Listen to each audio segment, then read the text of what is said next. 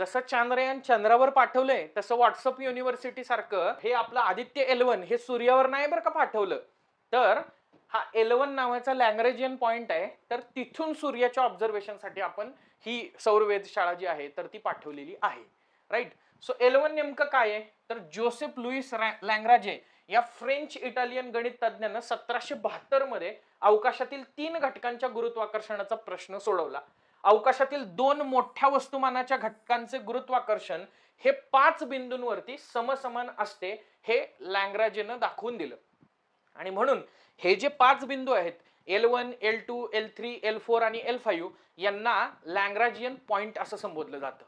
2 अवकाशातल्या ज्या celestial bodies आहेत तर त्या सेलेस्टियल बॉडीजचं ग्रॅव्हिटेशनल अट्रॅक्शन जे आहे हे एकमेकांवरती समसमान अप्लाय होतं. म्हणजेच तिथं 2 सेलेस्टियल बॉडीजचं ग्रॅव्हिटेशनल अट्रॅक्शन हे एकमेकांना नलिफाय करतं आणि त्यामुळं लॅग्रांजियन पॉइंटच्या तिथं ती वस्तू जी आहे किंवा एखादा ऑब्जेक्ट आपण जे त्या कक्षेमध्ये प्रस्थापित केलेला आहे तर ती वस्तू काय करते दोन्हीच्या गुरुत्व प्रभाव नलिफाय झाल्यामुळं ती वस्तू त्या कक्षेमध्ये संचार करू शकते त्याचबरोबर तिथं स्थिर राहू शकते.